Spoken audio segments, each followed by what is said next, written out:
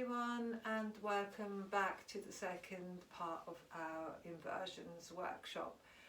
Today we're going to focus on Sirsasana headstand. Now before we start, in the next session, so on Saturday, I'm going to ask you all for feedback on the exercises that you're working with over the week. And what I'd like you to specifically think about is which ones do you think will be really useful for you to practice.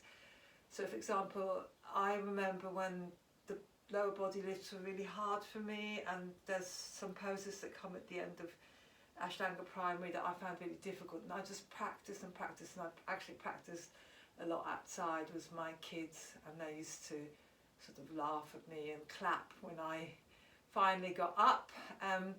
So I sort of specifically targeted something that I found difficult and tried to do it in a fun way as well.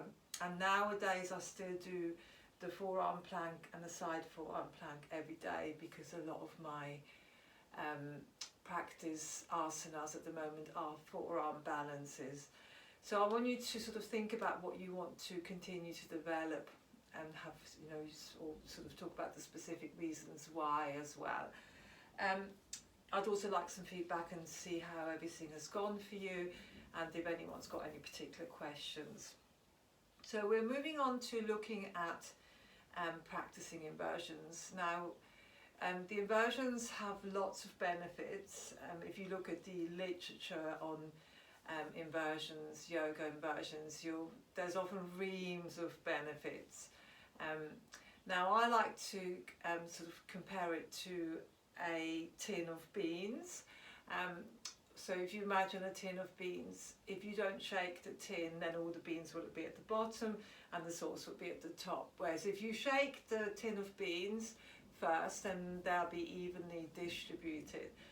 So it's a little bit like that in inversions. So if you turn everything upside down, then what happens is that things that sort of got stuck, if you think about that constant downward pressure, get a little bit of release. So you can release, build up pressure that causes congestion in the body, and it could free up fascia, so that's muscle tissue.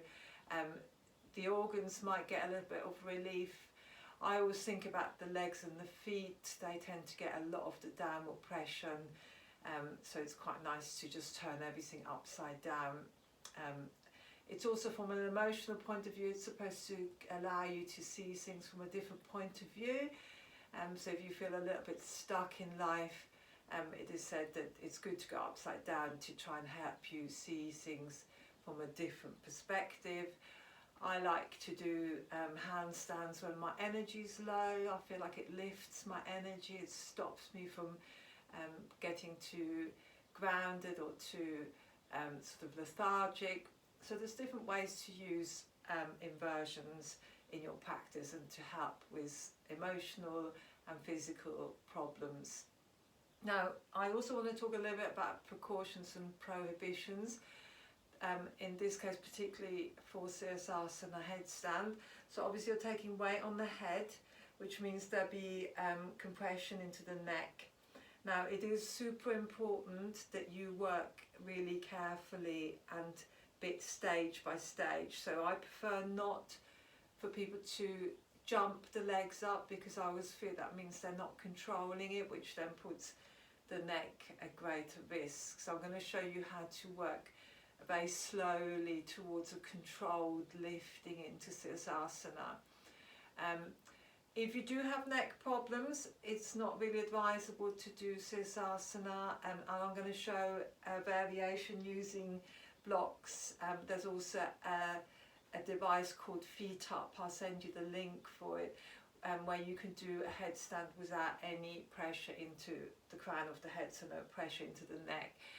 Also not recommended that you do inversions when you're on your period, but to be fair, I think most people are not that worried if it's short for a short time, so just going up and practicing is okay. It's just staying there for longer. It's sort of, you want the blood flow to be able to go downwards, not turn it upside down. So we're going to make a start.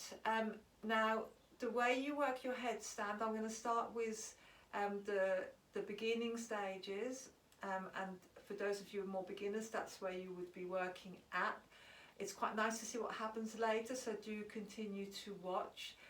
For those of you who are more advanced in the pose, it's always good to watch what beginners need to do, because you never know, someone might ask you for advice, and then you are able to share that. Now there's two different hand positions, one is to clasp the hands behind the head, and the other one is a tripod position. I really don't mind which one you do. I'm going to do most of it with the hands clasped, and I'll do a couple of things with the hands in a tripod position. Now with the hands clasped, there's sometimes a lot of questions about where do you put your hands, and they're sort of at the back, slightly coming into the top of the head. So you definitely don't want the hands to be underneath the head when you're all the way up, and that will be really painful for the fingers. So it's a sort of a back and nearly up to the crown, sort of on the edge of the back of the head. Now everyone's a little bit different, so it might take you a little while to find the right hand position. And also when you think about the elbows coming in rather than out, so again think about this idea of engaging into the serratus and the lats rather than not engaging those muscles and hunching the shoulders.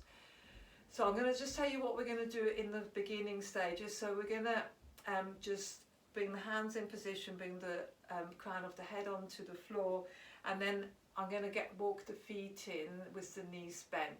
You're aiming for the hips to be above the shoulders, and the reason why that is so important is that if you don't do that, then gravity will always try and pull you down. Whereas if you stack the joints in the right position, and this we'll come back to this in all the inversions, it should feel really light coming up. Yes, there is core strength required, but if you've got the right position of the joints, there's a feeling of lightness as you lift, because you're in that perfect position, and gravity is not going to just try and pull you back down. So I'm going to walk my feet in with the knees bent, and then I'm going to lift one foot and then maybe the other foot, and then maybe both feet at the same time, but not lift up yet. I might try and talk whilst I'm in headstand, but just in case I can't. So I'm going to move these out of the way for later, and I'm going to come onto my knees and bring my head onto the mat, interlacing my fingers. And then I'm going to walk my feet in, knees bent, try and bring my hips over my shoulders, maybe lift one foot, maybe the other, maybe both. So that will be stage one. Very simple, all with control. Now once you're in a position where you're quite happily able to do that, so your knees would be into the chest, both knees into the chest, you could maybe think about slowly lifting the legs, and over time you might just incrementally lift them a little bit more. So as I've said many times, it's better to go slow, steady, and build up the strength that you need and the confidence as well to do the pose safely. So I'm just going to do it with the knees bent.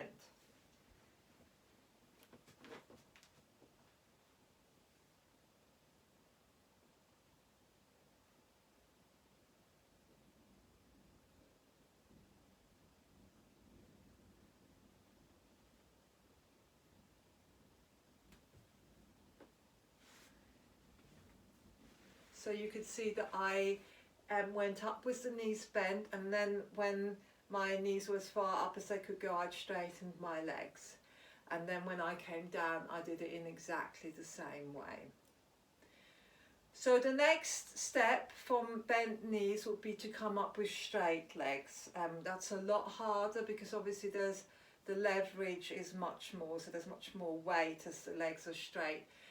So you need a lot more core strength to be able to come up with straight legs. So again, I'm going to demonstrate that. So again, I'm going to try and walk my feet in as much as I can so that my hips come over my shoulders, and then I'm going to slowly lift the legs in a straight position and try and bring them down nice and straight as well.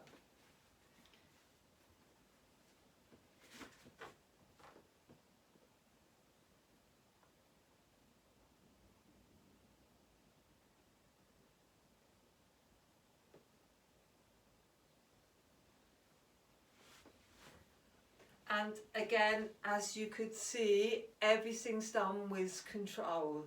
So I go up really slowly and I go down really slowly. By the way, you can obviously stay in headstand for as long as you like. Obviously I'm not doing that here because there's no point in that for you, but staying in headstand for a long time is really, really good for you. Now I'm going to just work a little bit with some fun variations for those of you who are more confident in headstand. The first one, I'm just going to do some splits, sideways and forwards, maybe a little bit of a Baddha Konasana, and then I'm going to do something else. So if you just watch me.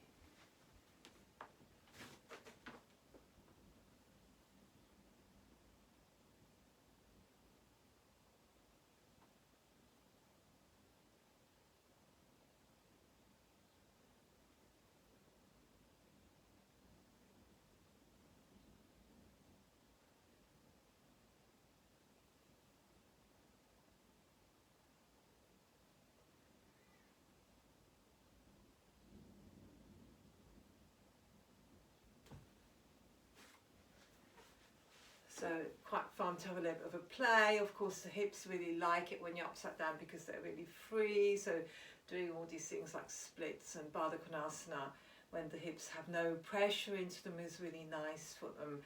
I did that half lowering of the straight legs, which might be a nice thing to work with for some of you really strong. You're trying to basically lower the legs until you can see the toes, so it's often a lot lower than you actually think, and it's really good for strengthening the core. And I'm just going to show you one more variation with the hands in a tripod position, or you're making a tripod with the crown of the head. I'm actually going to go up with the straight legs, and I'm going to try and bring my knees into my onto my arms, and then lift my head for Bakasana crow pose. Now I'm not always perfect at it, so hopefully it'll happen the first time round. If it doesn't, I'll try a second time.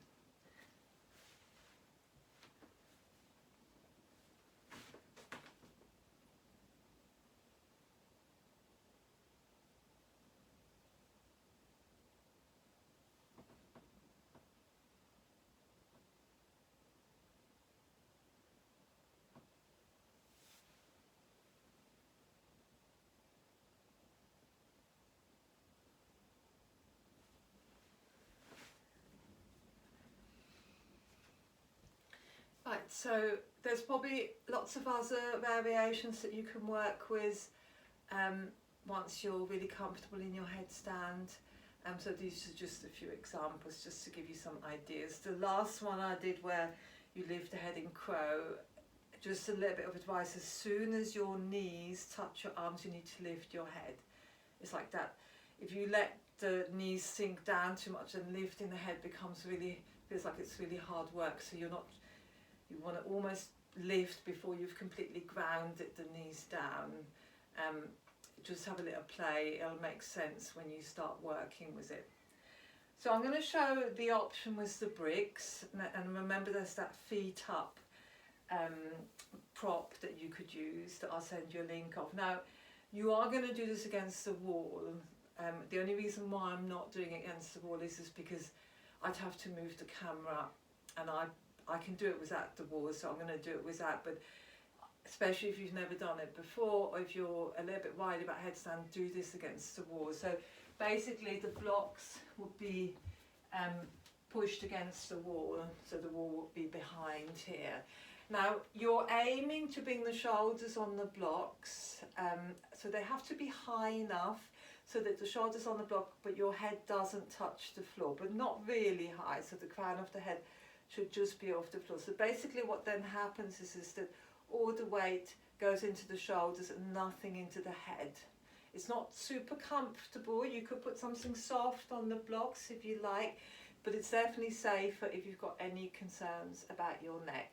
So it's going to be a tripod position. The hands are going to be on the floor, just on the outsides of the blocks, and then the shoulders are going to go on the blocks, and you can come up with straight legs or bent knees.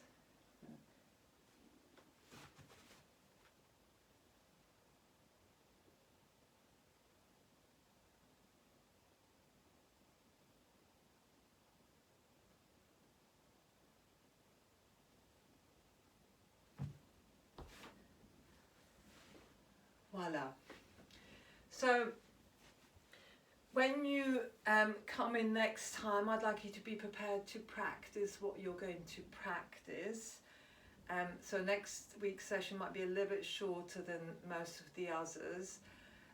So in the third session, for example, you're going to do what you're doing with headstand and the next pose, so they get a little bit longer. But remember, I'd like your feedback from the first session and how it's going and any issues that you have. Okay. Namaste, thank you.